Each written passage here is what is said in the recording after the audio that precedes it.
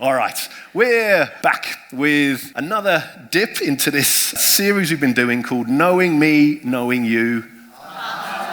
There is nothing we can do. I know, yes, for better or worse. It's the name we've given to this Sunday series that we've been doing in recent weeks, in which we're exploring what it means to hopefully know ourselves, know each other, and know God just a bit better as we journey through life. This awareness, this growth, it's a lifelong, even eternal quest, I guess. But whilst we're not going to smash it completely on a Sunday series, I know, the hope is that these Sundays might just give us enough food for thought, enough fuel for the journey as we go a little bit deeper in knowing how we tick, in knowing how each other tick, and perhaps most of all in knowing what makes God tick and how that relates to us. Now, as one aspect, though, of understanding how we tick in relation to others and to God, it'd be good today to look at the topic of loneliness and connection. Yeah, I appreciate loneliness might seem like a pretty depressing subject for a Sunday morning. I do understand that. But my hope is that as we unpack it, and perhaps most of all as we look to the person of Jesus to give us a steer on things, we'll be better equipped by God to help ourselves and maybe help each other as we find a way through it.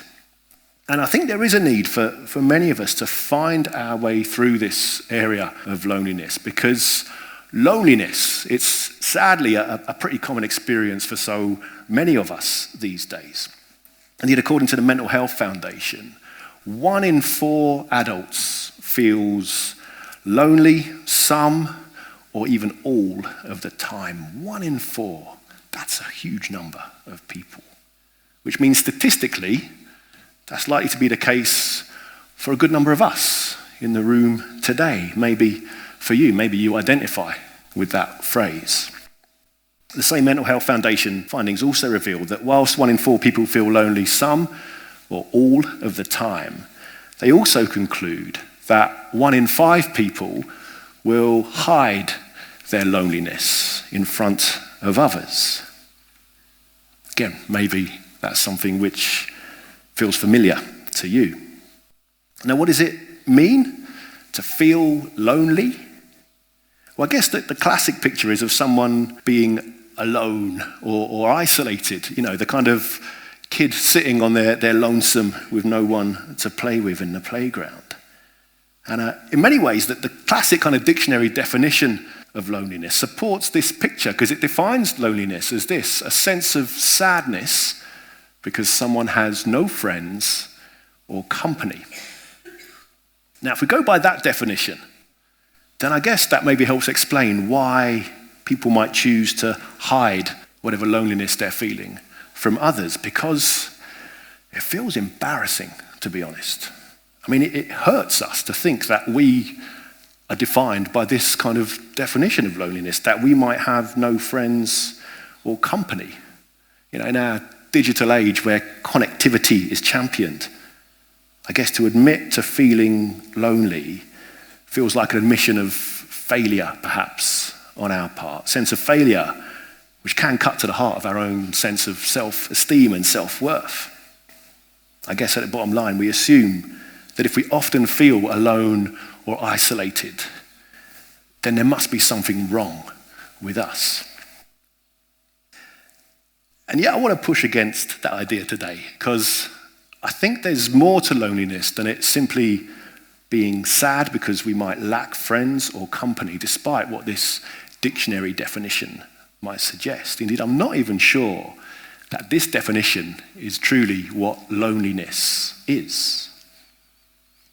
You see, we can be perfectly content on our own. That may not be healthy for extended periods of time. Lockdown perhaps has taught us that. But for many people, myself included, a lack of company could often be very welcome. Give me my cave any day, and I'm generally quite happy. Being alone doesn't always lead to feelings of loneliness. But the reverse is also true, because we can actually have all sorts of friends, we can find ourselves in all sorts of company, We can be lively on social media. We can live with people. We can have a partner or a family. We can belong to a church and yet still feel incredibly lonely, even if we did say, actually, I've got lots of friends and I've got lots of company. So how can this be? How can we work this out? Well, to help us think this one through, I'm going to turn to one of the world's leading experts on understanding loneliness, and he's an American physician called Dr. Vivek Murthy, who is also the Surgeon General of the United States. He's kind of the American equivalent of Chris Whitty, I guess. Someone at the top of his game for public health. And what's interesting is that the way that he defines loneliness is not about assuming someone has no friends or company, nor is it assuming that they can't possibly be lonely if they do have lots of friends and family and company around them. But instead, for Dr. Murthy, he says loneliness is not about a quantity of people in our lives. Rather, loneliness is contingent on the quality of the company, the quality of the relationships we have. And so he defines loneliness as being this: the gap between the connections we need and the connections we have.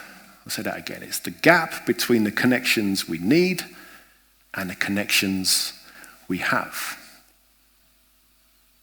And according to Dr. Murthy, this loneliness gap, if we can call it that, tends to take one of three forms. So firstly, he says there's what we might call emotional loneliness. The lack of a close confidant, maybe, a soul friend, could be an intimate partner, someone with whom you share a deep mutual bond of connection and trust. So there's emotional loneliness, that closeness there. Secondly, though, he says there's another level, which is relational loneliness. And that can be when there's a yearning for quality social companionship and support, genuine friends, in other words. And then thirdly, there's another dimension of loneliness, what he calls collective loneliness, the hunger for a network, a tribe, a community with whom we share a sense of purpose and interest. So three forms of loneliness. And when taken together, it's reckoned that these three dimensions of the emotional side, the relational side, and the collective side, taken together, Dr. Murthy reckons, they make up the full range of social connections which we as humans need. And if we got all three, if we have all three, then there's a kind of sweet spot in the middle where we're able to thrive and be the people we would long to be.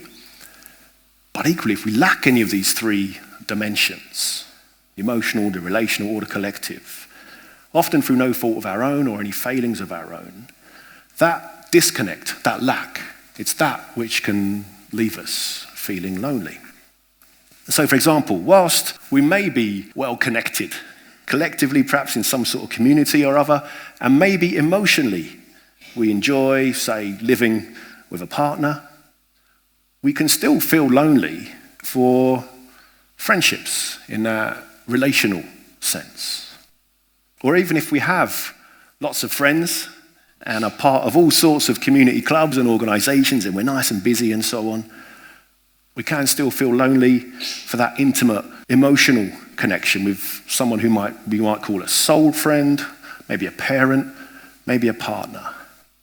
Does that kind of make sense? Three dimensions, and if we're lacking any one of them, that can lead to us feeling lonely. And so I wonder for you, as you look at that framework there, I wonder what you see of your own experience over the years in that image. Maybe you've got all three dimensions at the moment as well cracked, and you're well and truly firing on all cylinders. If that's the case, fantastic. And long may you thrive, as it says, in the middle there. But if it's true, on the other hand, that 1 in 4 of us are lonely some or even all of the time, I suspect many of us might be able to identify one or more of those three areas as triggering either an occasional or an ongoing sense of loneliness.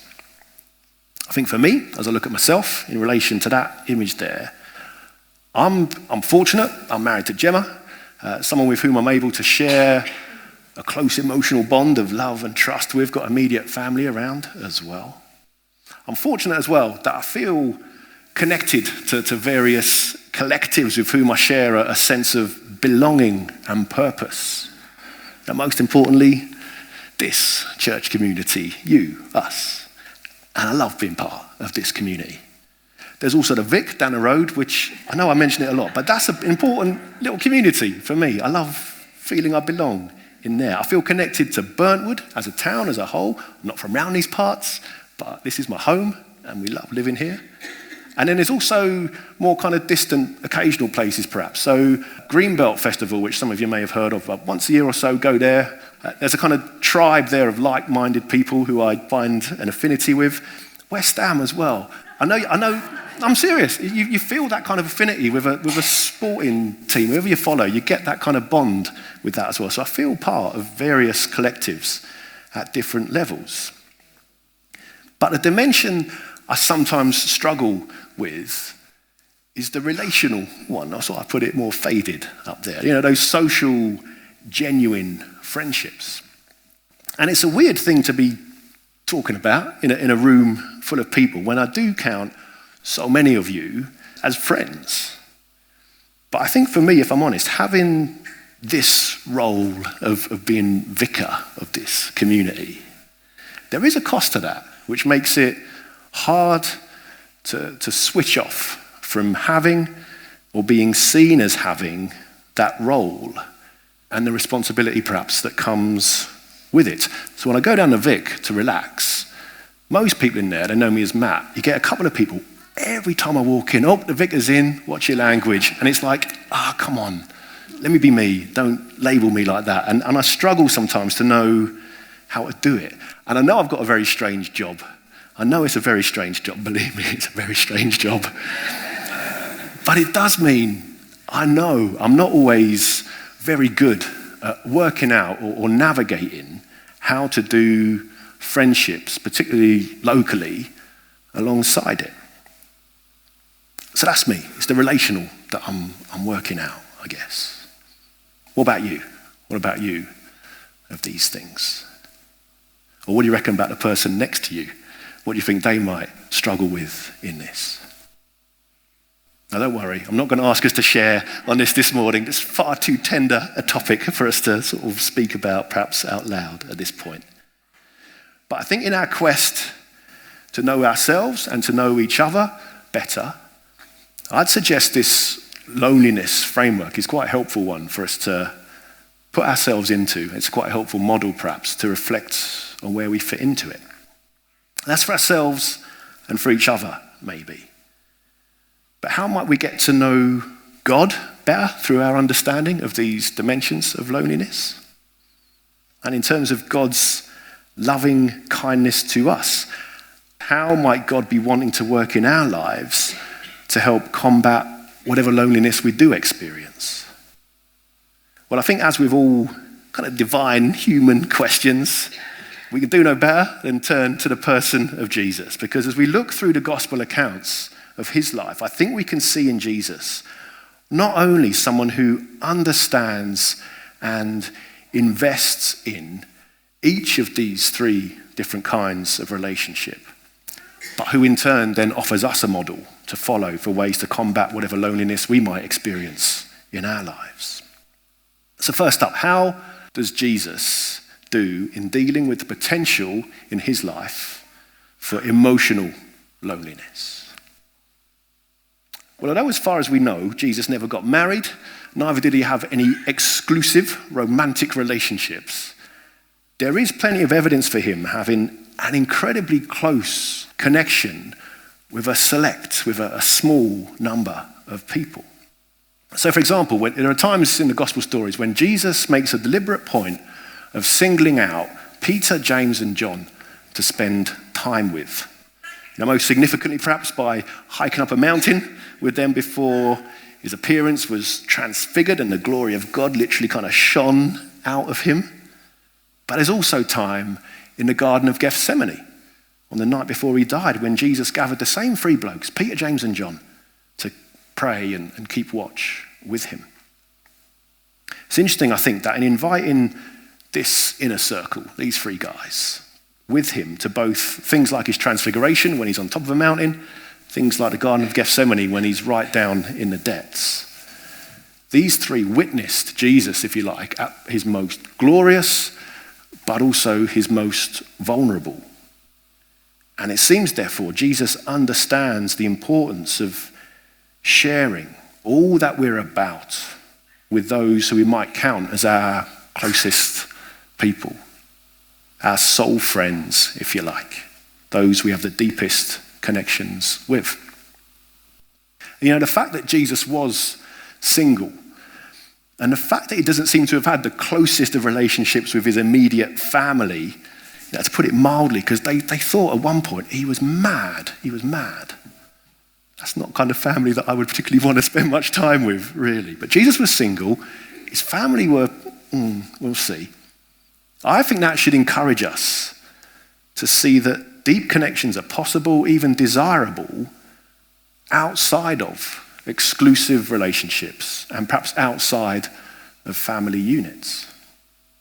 What's more, the other people who Jesus seems to have particularly close connections with, people like Lazarus and Mary and Martha, people like Mary Magdalene, none of them fit the expected mold for who Jesus would bond most closely with.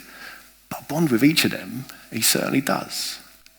Now, I don't know why Jesus settled on these particular people to have his most intimate connections with. They're a right old mixed bag of folks, if you think about it. There's Peter, this gruff fisherman who denied even knowing Jesus. You got Mary Magdalene, who had 7 demons cast out of her. And you got Lazarus, who died.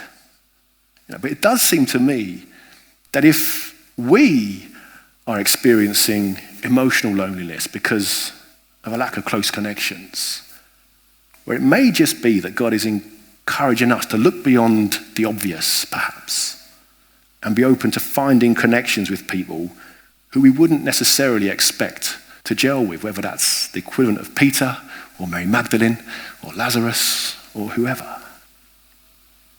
What else?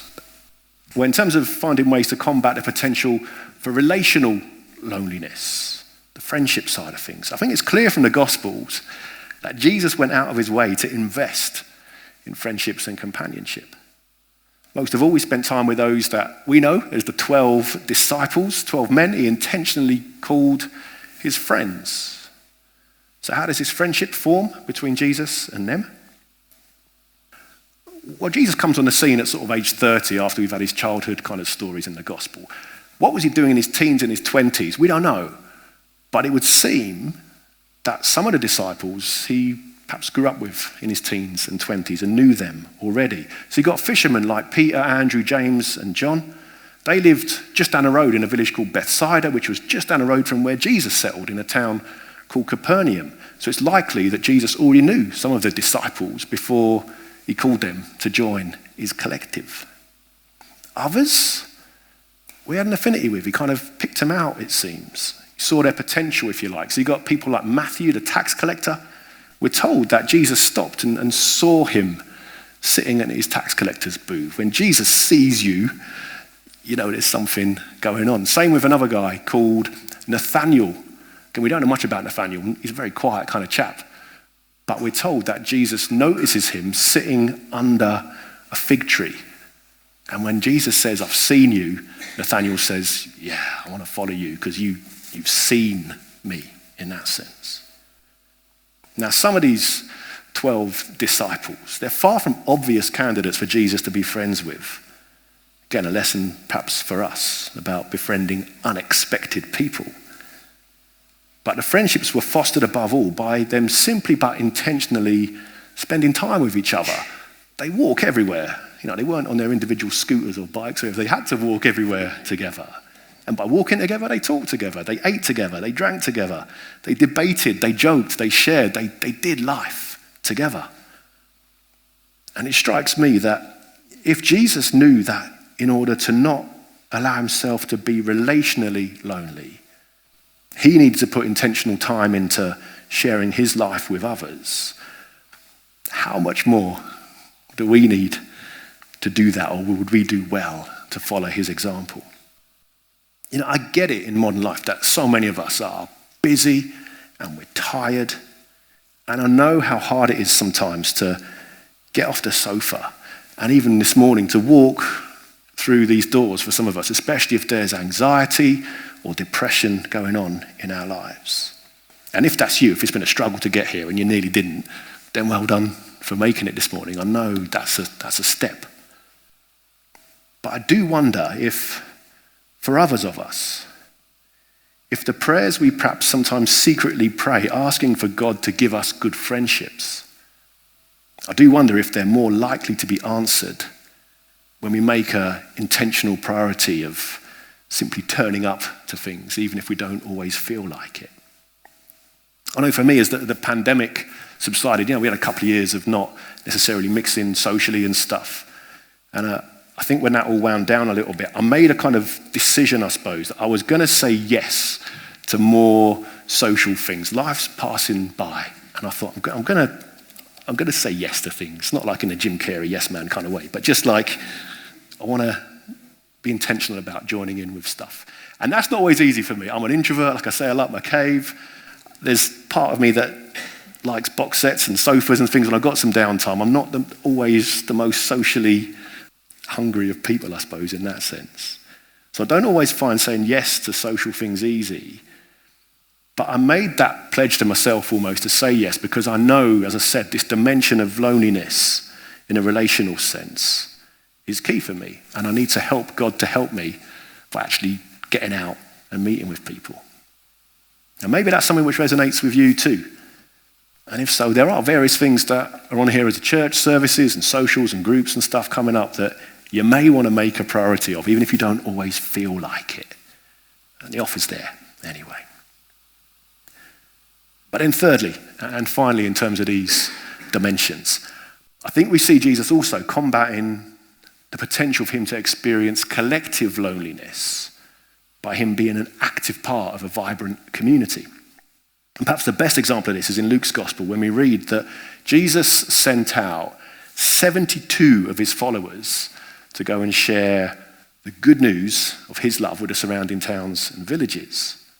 The sending out, that's okay. You haven't really got to be in a community to send people out. But the best bit of the story I find is that when these 72 people return with the stories of all that God had done through them, we see a kind of ecstatic Jesus. We're told he's full of the joy of the Holy Spirit. He celebrates the community to which he belongs and the way in which God brings life through it. So wherever we find our relational community, whether that's church or pub or football or whatever it is, and I hope St. John's is or could be part of that community life for each of us, I think we see in Jesus someone who understands not just the way in which community life combats relational loneliness, but is at the same time a real source of joy and encouragement for us in our own faith journey through life. And I think I find it fascinating that in mixing in different circles, so we've got circles of 3 people, Peter, James and John, Mary, Martha, Lazarus, and so on. He mixes in circles of 12 people, the 12 disciples. But then he's also got this circle of 70-odd people, this kind of wider community of faith to which he belonged. Jesus evidently found 3 ways of combating the 3 potentials for loneliness. We could say it's a 3, a 12, and a 72. That seems to be Jesus' pattern for connecting with people. 3 circles, 3 dimensions of relationship, which I'd say Jesus offers to us as a model for how we too might combat the loneliness which might otherwise impact or shape our lives. So as we think about that for us, just want to draw it together really with another quote from this guy, Dr. Vivek Murthy. And he says that in his experience, it's this, that the best antidote to loneliness is human connection, because the opposite of loneliness is love. It seems to me that as we follow Jesus' example, by seeking to lovingly connect with one another in this multi-dimensional way, we'll not only be combating the potential for loneliness, and we'll not only be deepening the connections that we can make with each other, but we'll also be deepening our connection and awareness of God. It says in the first letter of John, it says this: whoever lives in love lives in God, and God lives in them. It's my prayer that the ways we're able to connect emotionally and relationally and collectively might reflect the love of God as shown through Jesus, both now and always. Amen. Amen.